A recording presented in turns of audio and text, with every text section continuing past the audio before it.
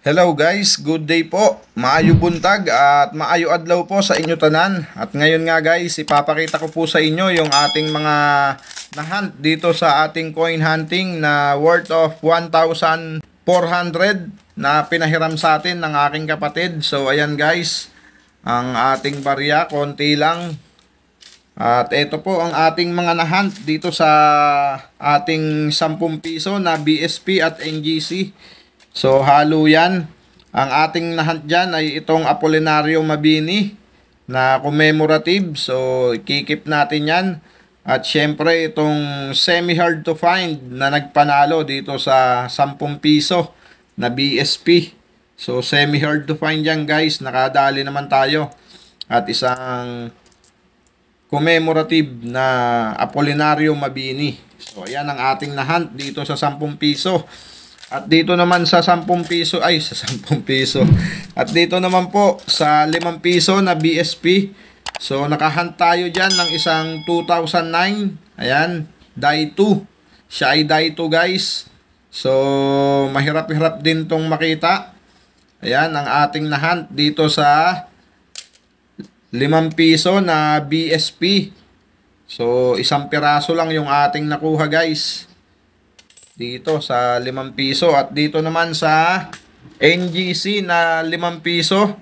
So nakahunt tayo dyan ng isang year 2018 na Frost. So ayan, tignan nyo guys ang Frost.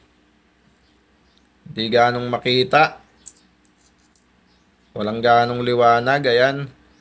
At saka yung year 2020 na may pagka grease error siya guys. Pansinin ninyo dito sa leeg ni itong buong gilid na to hanggang dito sa may Republika ng Pilipinas. So may pagka grease error siya guys. Kung nakikita nyo, ayan, tignan nyo. Iyan po yung ating nahunt, nonagonal. So ang nonagonal dito guys, 2 piraso lang. At nahunt pa natin yung isa na may pagka grease error siya. Nonagonal, isang, ayun yung isang piraso guys. Ayun, 2 piraso lang sila at may pagka-error pa yung isa. 2018 na hard to find na rin to guys, yung Frost, kasi napakahirap talaga niyang hanapin.